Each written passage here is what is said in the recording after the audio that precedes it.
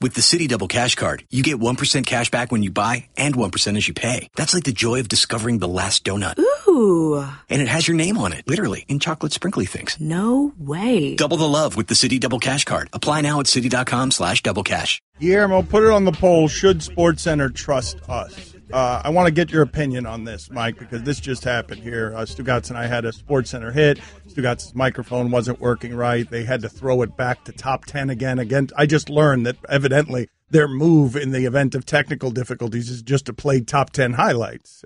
So we weren't ready to go because our microphones weren't working, and so they threw it to a top 10 highlight. And me and Stugotz were just like, no, throw it to us. We'll figure it out as we go. If his microphone doesn't work, he'll talk into my chest. We'll make it funny. And so when we came off the set, they didn't go to us. They went to top 10 highlights. We did 3 minutes of television where we just floundered around.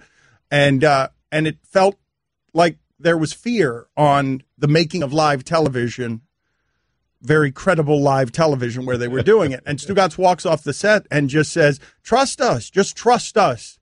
And I'm not sure they should. I thought when he said that, I looked at him and I'm like, well, wait, I didn't even show up for the appearance last week. And you can't be trusted with these things. Right. When I said trust us, what I was really saying was trust you, because you were saying, hey, just come to us. It's fine. We'll figure it out. Just come to us. And so just trust you. Don't trust me with anything, but trust as if I'm there with you, then you can trust me. If I'm left to my own devices, do not trust a thing I say or do. That's all I'm saying. You're there. You're responsible. I'm the Stugotz governor. Yes. I'm the Stugotz rudder. That's a very bund up show, and they don't do a lot of riffing on that show, so you can understand why they'd go to their backup. It's not a matter of trust. It's that I don't even know if it's not that they don't trust you. It's difficult to riff under those circumstances when you're never expected to. I'm talking about the SportsCenter anchors, even though they're talented. No, and they could have done it. They would have been fine doing it. That was a production error. That was not an anchor error. No, I'm not saying there was an anchor error. I'm saying the lack of trust comes from the production truck, and the anchors have no choice but to follow what the producers are doing. There's a different dynamic on that show. I just think the riffs would be so much better than the planning. Agreed. Trust us. Trust you. No, I don't mean our riffs are better than their planning. I mean, in general, if you allow people, like I've had this conversation with Mina Kimes. She's extraordinarily prepared. Extraordinarily. Too much so, I think, because her clever, witty, off the cuff repartee is just as good as whatever prep she's done. Like, she's just as good at off the top of her head, and I just think it's a more enjoyable experience if everybody's just sort of winging it. Right. If you have a base of something to work with. But I'm just curious, though, because you see what's happening as a larger conversation. I'm not sure how far down this path I want to go. But SportsCenter is having a hard time in 2017 keeping up with the pace of everything that's happening when people can get their highlights on their phone. Like, if people want the information, they could get it so much faster than coming home to their television and watching something at 5:30 or 6 o'clock. Correct. And so SportsCenter is facing the same problem that local news is facing, that there are so many other options, and now the consumer is so entitled and spoiled about the free stuff that they get that SportsCenter needs to be reinvented, and they've been trying to reinvent it. You see what's happening with Scott Van Pelt doing midnights very successfully, Michael and Jamel at 6 o'clock. Mike Greenberg is now going to do a morning show that's going to be an alternative to SportsCenter. So they have to it's always fascinating to me, Stugotz, because I come from newspapers, and I saw how quickly it ended. You pour your life and your career into something, you don't do so thinking this is going to end soon. You don't think this entire establishment, the entire structure that I'm trusting, is going to end soon, whether you work at Enron or whether you trust your institution if it's not right, run by immoral mom and pop people as opposed to immoral Wall Street people. I mean, when you got into it, you thought newspapers would be thriving and be around for at least your lifetime. Right. And so these things right now, what's happening, correct me if I'm wrong, Mike, what's happening with all of our advancement, we are making progress at such a rate of speed with technology and with our addictions to these devices that things are becoming outdated, endangered, or extinct faster than they ever have. Where things you thought you need different. You need Because right now, if we were airing just SportsCenter is what made ESPN. SportsCenter is the hallmark of ESPN. Dan Patrick, Keith Olbermann, building everything from there. Correct. So you would understand why everybody at ESPN would have an enormous attachment to all the things that SportsCenter means. It's the thing it was built on, as you just pointed out. Yes, it's the thing that attracted me to ESPN early on, SportsCenter. But I wonder, what do people want from their television programming? Because I don't know. I'm not getting much of what I want from any of my sports programming.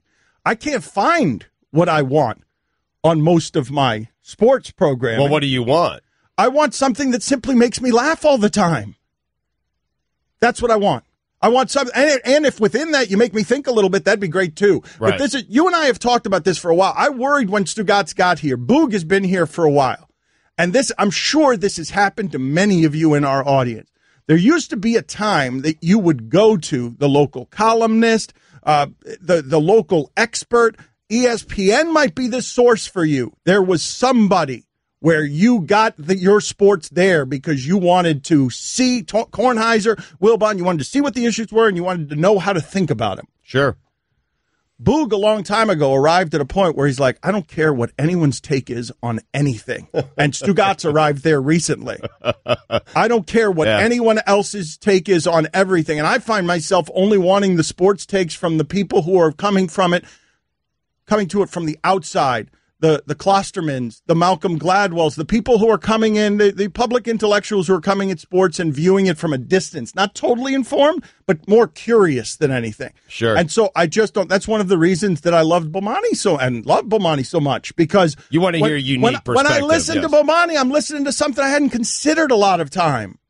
It's just something that I hadn't thought of. Right. And so I want some of that, but where do you get that now, Mike? Seriously, where do you go and get that? Because people have so many options right now that you basically have time for what in your life? 2, 3 podcasts? Like, you got to be discerning about these things, because everybody's got a podcast. Everybody. Bleeping Chris Carton's got a podcast. He's under federal indictment for 45 years.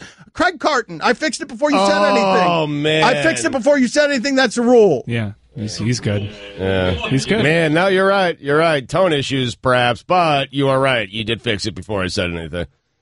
You're good. Craig Carton, the point was, 45 years under federal indictment, he's got a podcast. And a sponsor. Jonathan Coachman has a Periscope. I'm just saying, so how do you do it, Mike? Let me go around the room here. Sports fans. Chris, what do you consume? Food would have been a good joke there. It would have been. But silence and thinking, not good. $2. Guillermo, what do you consume? In sports? And Chris, that was a really easy question, right? Like, you're uniquely qualified to answer the question I just asked you. I was going to say ESPN, but that wasn't a really good answer either. So okay, $4. Yeah. Guillermo. Compounded it. I mean, I consume lots of things. I consume sword shows. I consume Are You the One, which is a great show. Sports. Oh, sports? No one was listening to the local hour. I'll catch a game from time to time. All right, thanks. Good work, guys. Roy, how about you? Just ESPN. That's it. But anything in particular? Is there anything that you look for? I watched the 6. They do a good job. I'm like sports fans. Most sports fans care about their team, and I think that's probably some of the issue. By the way, have you noticed that SportsCenter is starting to pivot back to highlights? I guess people are sort of sick of the national sports discussion over the last few years, which hasn't really had much to do with sports. So ESPN has sort of refocused on highlights. Oh, well, this will be interesting then. Thank you for pointing that out, because I'd forgotten about that. This will be interesting, Stugotz. We might get booted off that Friday Sports Center. If there's a re-emphasis on that, they're not going to want us up there clowning around, me turning off your microphone in the middle of while you were talking today. They gave me the box that controls his microphone today, so I was just turning his microphone off while he talked. Yeah, now I've noticed this. I've noticed this as sort of a casual observer of what's going on the TVs, because ESPN's always around me. And then I noticed it, and I talked to people that are sort of around that show, and there has been a refocus on highlights, and I found that curious given what you were talking about technology. However, if you read what's in the news about the Fox deal and these regional networks, I think that might be a really interesting pivot, especially if you can get to a sort of SportsCenter brand, but it's SportsCenter for Mike. And here are all the teams that you care about, because now we have all these regional networks. I think that might be a very interesting pivot, and I think that's probably what's at play here. Aren't a lot of people going the bar stool? Like people who just want to laugh and not take this stuff too seriously? That's right? Yes. It's kind of what they've carved out, I think. I believe that's probably what happened to Chris there, where he just got frozen, got scared, thought about his paychecks, then looked up at the sky so that I can only see his freckled neck. Yeah, I didn't want to tell you how much I watch MLB Network. Why? I wasn't really looking. like MLB I wasn't Network. looking. I think MLB Network is fantastic. Whoa. When did I become police dog for who's watching ESPN? I don't care whether you're watching ESPN or not. I was specifically asking you guys, who do you go to? What person do you go to? Because you want to hear stuff that's different or fresh. Like where is the place that you go to get? Because I don't believe that people have time in their lives for more than 2 or 3 podcasts. I found that I sort of find the time if there's something that really interests me. I went and sought out Miami Hurricanes podcast this season with them playing better because I wanted to consume all there was. No, you're on to something with that local stuff. You're absolutely on to something. People want their local teams covered right, and if ESPN becomes an aggregate site for local coverage, if ESPN becomes ESPN for Mike Ryan or ESPN for Stugotz or ESPN for Listener X, that's it. Where you get to create your own ESPN the same way that you create your own newspaper with Twitter. You choose what you're getting. Like that's actually an interesting evolution, and it may explain why it is that ESPN is presently, or Disney is presently in talks, reportedly, to spend $60 billion on this stuff. So essentially, Mike, what you're saying is you customize your own experience at ESPN. Here's how I'd envision this, and I know nothing. I know from what everybody in their car has checked Twitter and read about. But if I were sort of calling the shots, I'd use all these regional networks, and I'd sort of save the SportsCenter brand by making SportsCenter regionalized. Yeah, you'll still have your national one, but Sun Sports and Fox Sports Florida, those would, under this presumed deal, be under the ownership of ESPN. So each of those regions has their own SportsCenter, and they cover the Marlins and the Hurricanes and the Heat. That's interesting. And you can pull all this up on your phone if you're a fan like myself, who I like the Heat. I don't really care for the Marlins. I like the Cleveland Browns. Well, guess what? There's a Fox Sports property over in Cleveland. I can access their coverage of the Browns with a click of a button. I think Disney's done being a follower on this technological stuff. I think Disney now wants in the game to be a leader. Doesn't want to be a follower anymore. You don't spend $60 billion to be a follower. I want to feel like a big deal. And every time I turn on SportsCenter, they're not talking about my teams. They're talking about anthem protests or LeBron James. Right. And I want to sometimes hear turnover. Today they did Tebow. Today, the 10-year anniversary of celebrating Tebow's Heisman, and I was screaming at my television. Yeah, depending on my mood. I'm like, that's gratuitous. Let's celebrate Josh Heupel, the anniversary of Josh Heupel. Who cares about Heupel, though? Depending on my mood, I don't mind one topic for an hour as long as it's a topic that I care about. So give me an hour full of turnover chain, and I might be able to find that if it's regionalized. Like, when you asked me originally about consuming, I was thinking TV, and that's why I was up in the air, because I really don't watch that much on TV sports-wise. Twitter is where I consume, like, sports blogs, Deadspin. I don't want to, like, name all of them, but yeah. You can name all of them. I don't understand what you guys are afraid of. What's going on here, guys? Like, what is happening with you when you're not listening? He wants to know what you're consuming. Like, you guys have got, what's the Holy Trinity on this? Because right now you guys have done 2 of the 3 things of not listening and being scared. That's what I want around our program. Those 2 things. What's the 3rd thing you guys could do so I could just get you out of here and kick you into the streets so you could go home for the weekend? I guess I could curse. Yeah, but I think this is Burger King PTSD from last week when he called out Burger King when they were visiting us. Is that what's happening? Like, just answer my questions. I don't want any more. I don't want to hear any more from you. That's what I consume on Twitter. Okay. There are a lot of fines. I don't know. I can't keep track. I mean, Chris has like 5. Billy has 3. You got 1 with Tone. I mean, there's a lot going on here today. Everyone just calm down, man. Answer his questions. Guillermo, what were you about to say that you got interrupted on? Say it. Well, I was going to say that most of what I get is Twitter. I can find what I want to read about in 2 seconds. I don't have to sit through a whole 60-minute show, 30-minute show.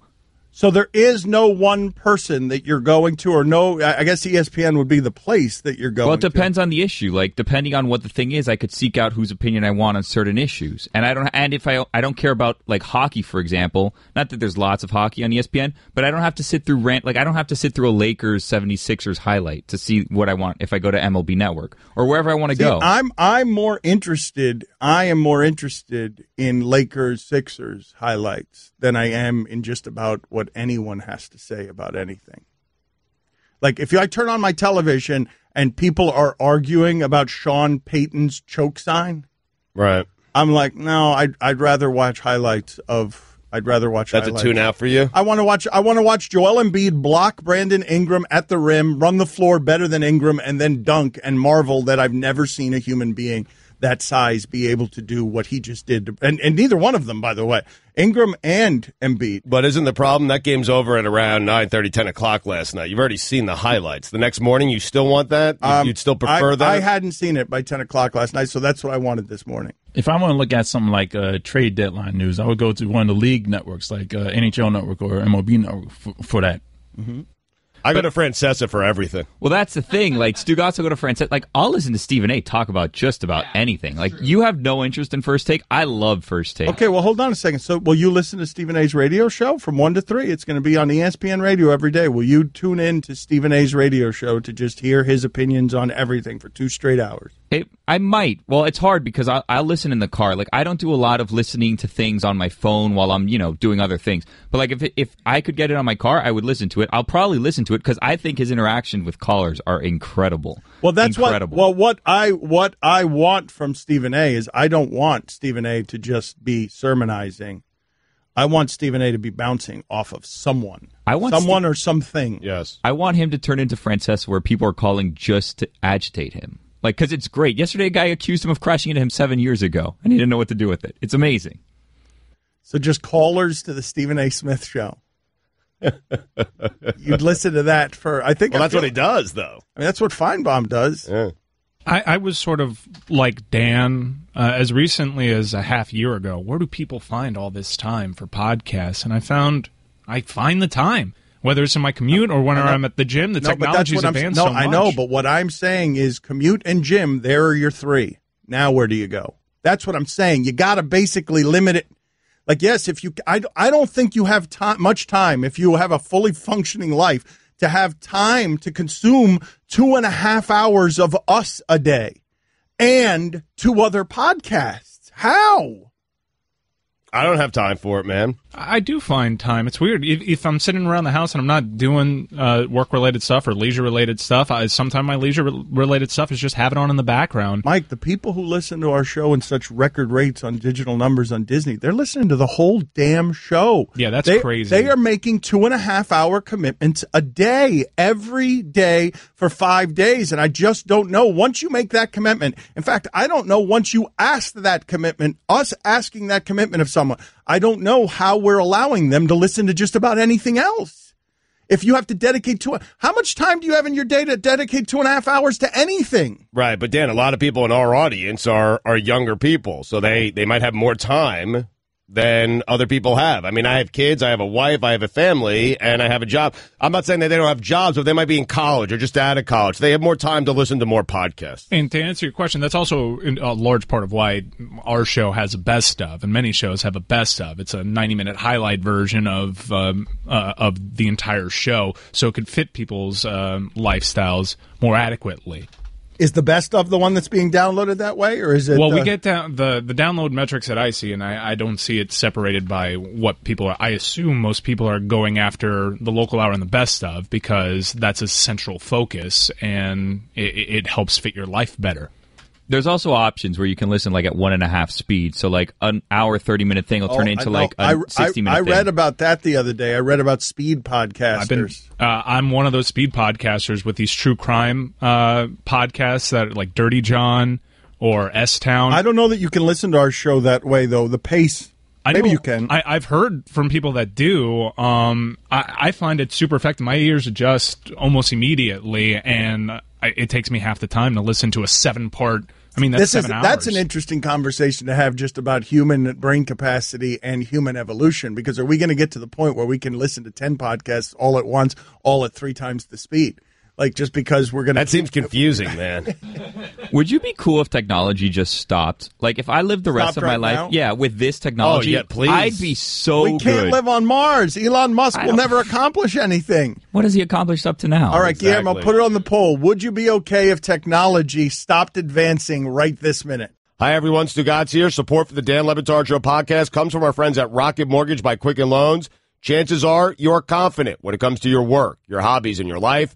Rocket Mortgage gives you that same level of confidence when it comes to buying a home or refinancing your existing home loan With Rocket Mortgage, you can apply simply and understand fully so you can mortgage confidently. To get started, go to rocketmortgage.com/Stugotz, Stugotz, equal housing lender, licensed in all 50 states, NMLS consumeraccess.org number 3030.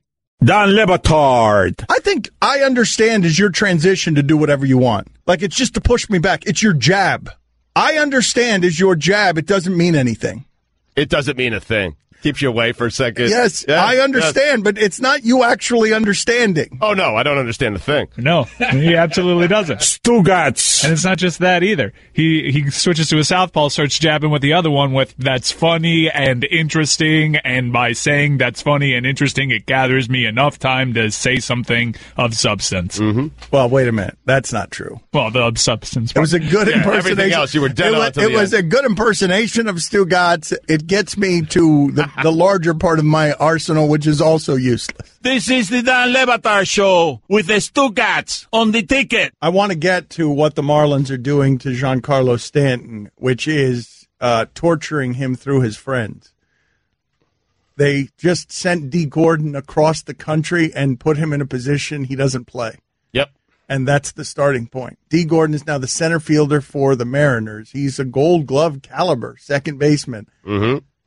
And they just traded him to the other side of the country and moved him out of position, and they're yelling at Stanton. Jeter's yelling at Stanton, and Ozuna's next. No, he's having someone else yell at Stanton. Exactly. What a bad trade. I'm so down on it. I'm so down on them because here's the thing. They're not getting anyone back. So this is just a salary dump. They're not trying to rebuild. Well, they spent $1 million in international money. They gave $1 million in international money to the Mariners so that they can sign someone. Okay, people are saying they got their number one pitcher back. Have you seen what they've said about this guy? He might be their number one pitcher and their number two prospect. He has a good arm, low ceiling, no breaking ball. It's salary relief. He's projected to be a number 4 starter. So you're not rebuilding. You're just dumping salary. This is all a sham. It's all a sham. Those are just words, though. He could totally turn out to be good. He's obviously been evaluated by Jeter and his staff. But that is the scam portion of this, that they can make the argument on behalf of anybody using that logic. Yeah, hope. But I don't trust them. Why should I trust them?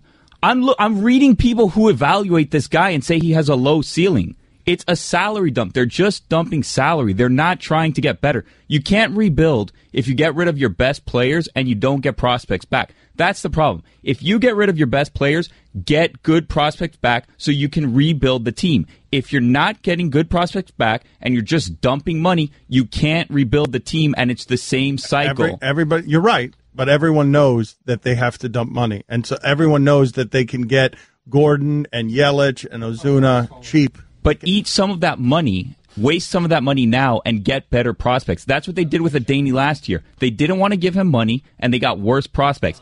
Eat some of this money now and get better prospects. Instead, they'd rather just get rid of all the money and get crappy prospects back. And you can't rebuild that way. You're right. Everything you're saying is right. They are cleaning house, though. They are trying to strip it down to bare bones. Stanton's not helping them and doesn't need to. He is contractually not obligated to help them in any way, but they do need his help in order to do what they're trying to do, which is just strip it down from the money first, worry about the prospects later. Their first order of business is strip down the money. Well, why can't you strip down the money and get good prospects back? Because everyone knows that these guys are all in play and there's not a feeding frenzy for them. But that's on them for coming in with the message that they came in with. Wait a minute. Slow down for a second, okay? Slow down for a second on your criticism on this front. When they do it with Yelich and Ozuna, okay, valuable and more Yelich, then I understand your anger, because Yelich is a proven talent who is on a relatively affordable contract that people will fight for,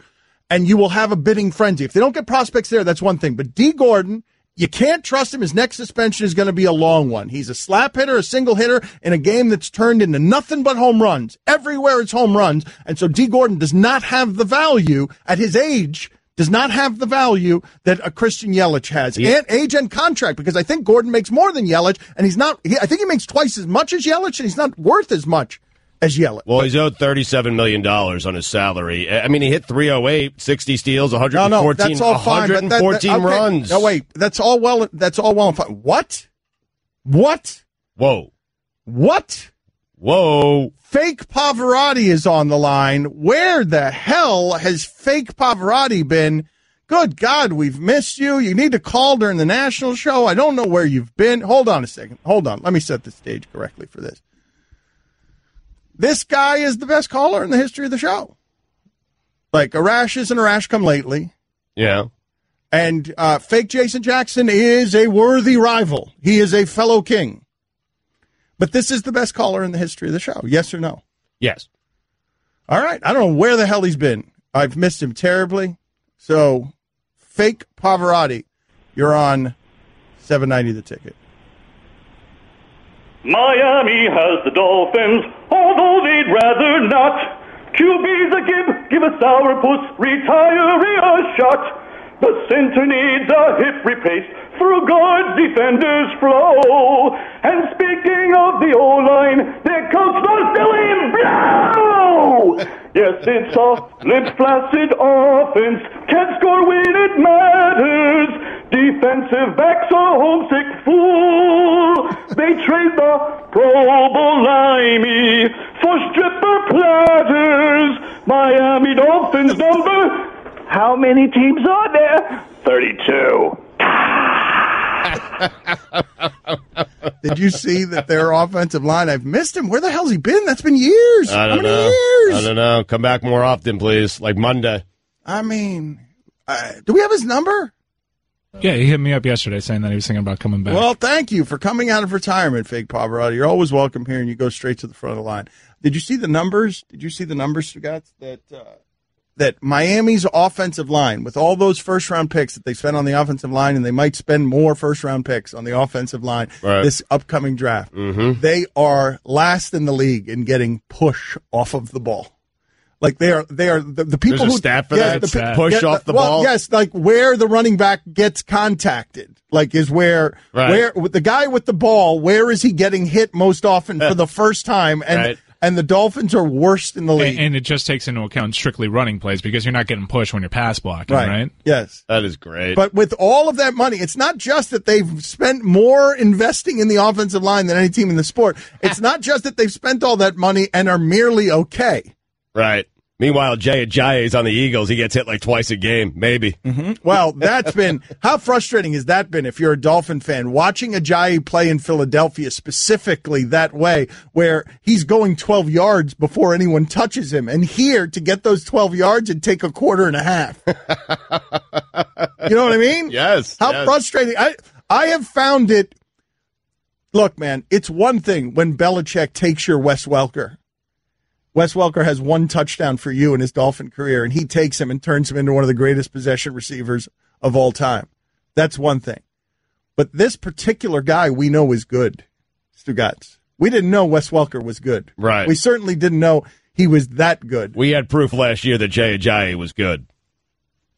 And they got rid of one of their very few good offensive players, and they get no push off the line.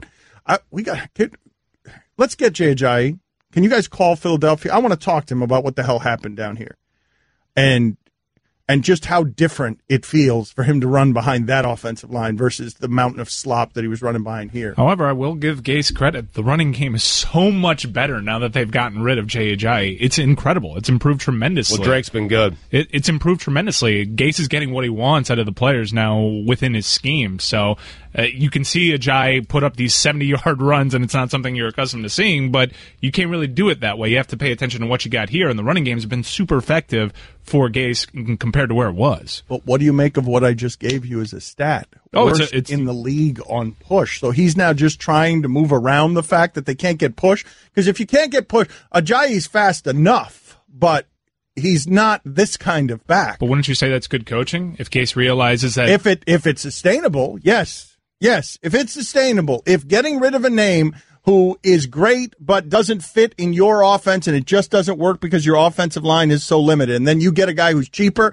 who could do the same sort of production things but can help your offensive line be better by running style, then yes, that would be good coaching, but I don't believe that's sustainable. It's actually, he has two guys in Drake and Williams when he's healthy that gives him kind of a good 1-2 punch, which all the NFL teams have, where seemingly all the I NFL don't love teams that have. 1-2 punch. What am I missing? Now, I admittedly am not watching very much Sunday football with the Dolphins the last month, so you're going to help me out here because I stay away from that plague as much as I can once I saw the season was lost. Well, Gase is happier with the offensive line that he's getting, and by all accounts, Tunsil is playing better, and perhaps they needed the right running back. Look, throughout his entire career, Adam Gase has been reputed as a guy who can make his offense around the pieces that he has. He made it work with Tebow. He made it work with Manning. He made it work with Cutler in all very different offenses. So who's to say he can't do the same with his running game? And even though Jay Ajayi, everyone, by all accounts, by advanced metrics, that's a good player, much better player on the surface than Drake and Williams, but it wasn't giving him what he needed with an offensive line that wasn't getting pushed. Do you think it's sustainable, though, is what I'm saying? Because you guys are telling me about Drake and Williams, and it sounds like you guys are talking about them like they're Ingram and Kamara. Oh, and I'm like, I'm not saying that at all. I'm not saying that at all.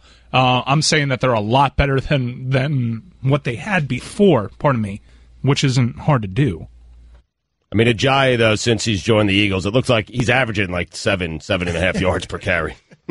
I just saved hundreds of dollars by switching to Geico. I've never felt more alive. Disclaimer. Geico cannot guarantee you will feel more alive. You either possess functioning respiratory and circulatory systems, or you do not, or you are a zombie. If you are indeed a brain-starved zombie and you would like to save money on car insurance, the Geico legal team applauds your excellent life choices, even in your shambling afterlife. But we strongly encourage you to visit geico.com or download the Geico app. Please stay a minimum of 500 feet away from our large and presumably delicious, delicious brains. Geico. 15 minutes could save you 15% or more. Dan Le Batard.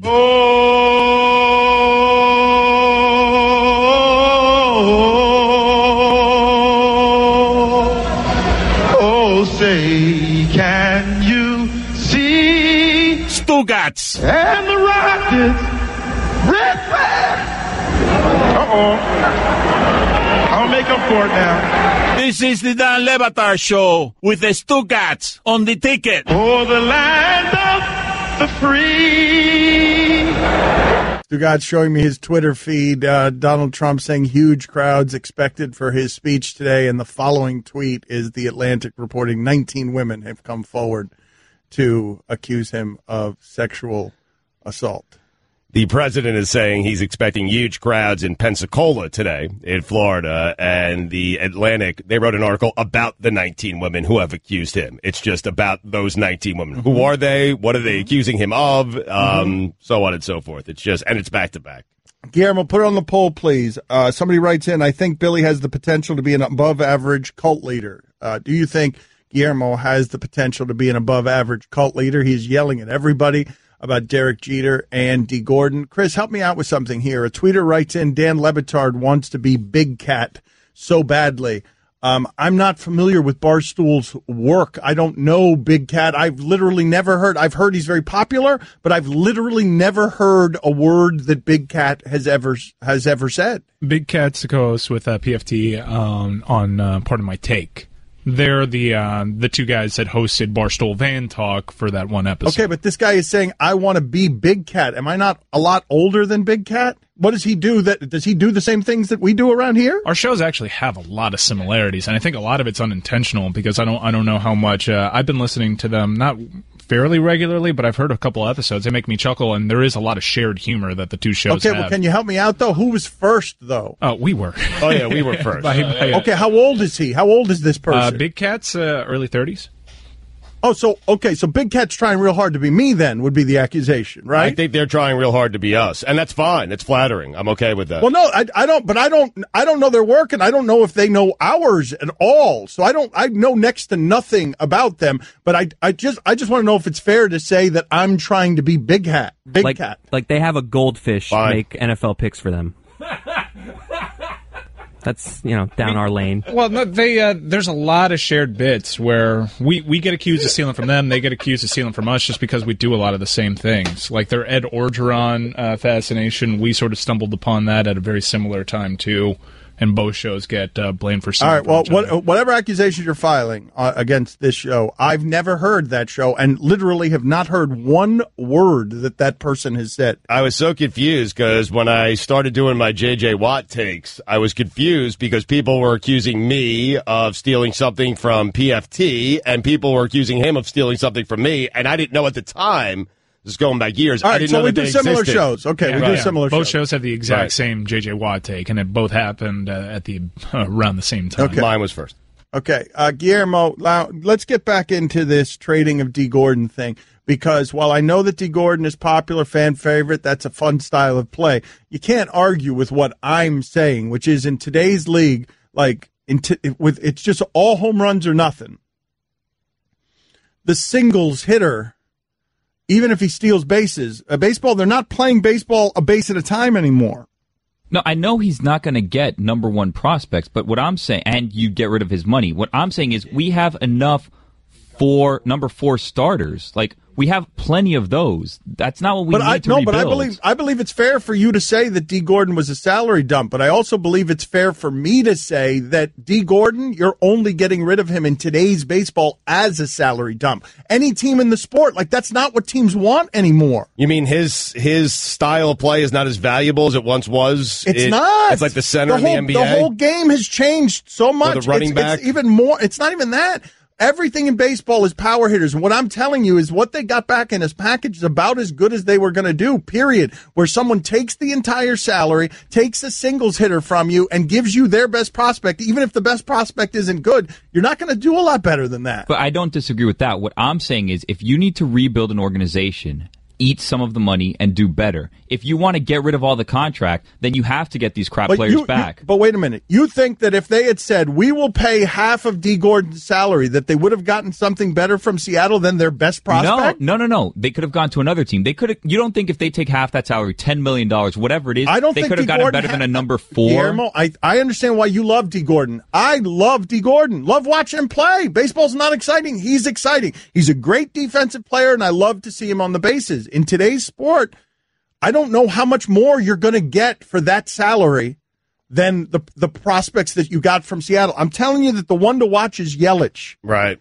Yelich is the one to watch because he's young and cheap and he's talented and you got him locked up on a good contract. That's the guy you get the good prospects for. They should get a lot back from him. I guess to your point, like George Springer is the leadoff hitter for the Astros. That guy's hitting like 25, 35 homers a year. Right, Altuve is hitting. That's not the way the game's being played anymore. D. Gordon is a dinosaur. He's Juan Pierre. And that's not, and he's, his average is better, but that's not how we're playing anymore. And he's fairly self-aware about it, considering he's one more suspension from a very lengthy absence. That's the other thing. That's the other thing. If he gets tempted to keep up in the game, how long's he gone for? Because the last time, did he get 50 games or did he get 80? He got 80, didn't he? Yeah. It's 80, then a full season, and then... That's the other thing. Like, he got into the big leagues at he was telling us about how he was 165 in the minor leagues and didn't think he was going to get to the big leagues. Like, that's exactly the kind of guy that uses steroids. Of course. Because he's right on the fringes and steroids gets him the contract. But this isn't the one to get mad about, Guillermo. I'm telling you, Stanton. This is laying the groundwork for what I can see being a recurring pattern, which is what always happens. Just get rid of the money and then figure it out. And you can't do anything when you don't have prospects and you have money except keep the money. Because you can't go. They're not going to get free agents with the way they're treating players. They're not going to outspend people when they want to have low payrolls. So this is just getting rid of money to get rid of money. They're not getting prospects. You can't rebuild if you're not getting prospects back. All of it's frustrating, right? It's just like, I agree with you. This isn't the biggest deal in the world, whatever you got back for D. Gordon, and that D. Gordon's no longer there. It's just since he's taken over the team, Derek Jeter, there hasn't been anything positive. But they just want name a single positive thing. There hasn't been one. They want this blind faith and this blind trust to rebuild because they know what they're doing. And this is a job, and it's not fair. It's a job he's never had before. It's a job that you can't expect him to know what he's doing. And the person that's helping him out with this is the person that made this system flawed to begin with. Like, we have these bad prospects because of deals made by Michael Hill. And he's the one that Jeter's relying on. And Jeter's never done this before, so it's not fair to expect him to know what he's doing. It's also not fair to just think he doesn't know what he's doing. Like, it's equally unfair what you're doing. I think you guys are off on the extremes because Chris and Billy have been arguing about this for a while. And Chris is like, will you give him some benefit of the doubt? Will you hope? Will you please give him some? And Guillermo's like, no. No, never again. I've been betrayed enough on this front, and this is a recurring theme, and this is the same thing that they've always done. I do think, though, that they lose you, Guillermo, the moment that he walks through the door. If he says slash payroll, there's next to nothing he's saying after that's winning you over. Next to nothing. But here's the thing. I've accepted that all these players are going to be gone. Whether they trade Stanton or not, even if they don't get rid of Yelich this year or Ozuna this year, next year they're going to be gone because they're not going to rebuild a team with 2 players. So they're going to get rid of all these people. At this point, if you're getting rid of all these people, do whatever you can to get the most back for them. Don't worry about money. That's all I ever hear from this organization is money, money, money, money, well, money. Here's what happened. Here is what happened.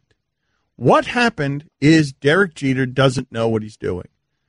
Because why would he? I don't even mean this as an indictment of Derek Jeter. He just has no experience with running a team. If I were in that position right now, I would flail and fail worse. He's got no experience with the running of a team. But the error that's been made here, and this is the part that's infuriating if you're Miami and you're a Miami fan, the error that's been made here is that because he doesn't know what he's doing, he overspent on that team to get into baseball. And now he can't afford anything because they know they spent too much money on that team. They know it, and they know it now. They didn't know it then. They know it now. They spent too much, and they don't have the money to cover because they came in real high. That franchise getting $1.1 billion because there was another competitor. He was Cuban. He's in Miami. He's saying in the newspapers that he might spend. Hell, for all I know, he's created by David Sampson as a hologram just to rise the price up on Derek Jeter. Wait a minute. A Cuban Miamian is willing to spend? What is the chief rival that we could get to Derek Jeter? Seriously. Seems too and good they to be just true. rose the price to the roof like the stadium or not. Like, we don't understand the business or the math. They spent too much money for that team. That was a really great negotiating tactic, sitting Moss next to Loria during the All-Star game. Right? Fantastic. Like, yes. that's exactly what happened there. They kept rising the price up. And Moss is sitting with Loria during the All-Star game, sitting next to him. Man, get Moss on the phone for me. He got used. That dude got used. That was a prop. That guy was a prop. Derek Jeter was always going to get this team. And he was always going to overspend $1.1 billion for it. And now everyone's suffering. Now everyone's suffering because he realized he overspent. And then we're being blindly told, well, give him a chance. Why should I give him just because of his name? If his name was not Derek Jeter and this was just Joe Blow who bought the team and has done all this stuff, who would trust him? No one. It's just that his name is Derek Jeter, and that means nothing to me. Nothing. What is and the I name don't need of the commissioner telling me to trust Derek Jeter because his name's Derek Jeter. I don't care what Rob Manfred says either. Right. I don't care about Rob Manfred. I believe that Moss's name in Spanish is actually translated to Joe Blow. No. It's more. Yeah. It'd be Jorge. Yeah. George No, I was making a joke. I know that Moss is more. I was making the joke. What? We just want you to make a funny one. That's a fine. Wrong name. No Moss. Yeah. I think I'm going to have to give control back over the Hakeem Nick's laugh to Mike. I haven't been doing it right.